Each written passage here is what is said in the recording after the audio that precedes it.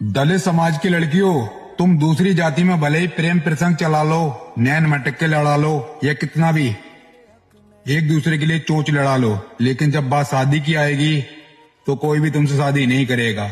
ये लिख कर ले लो। ये जो दूसरी जगह पर तुम मुंह मारती हो ना दूसरी कौम के लोगों से,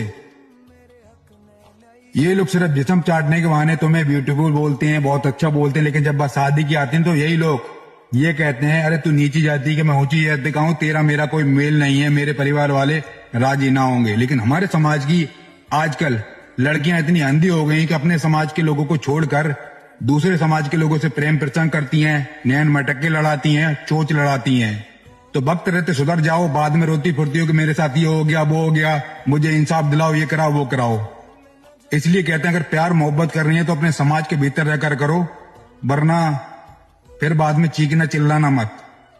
समझ आया?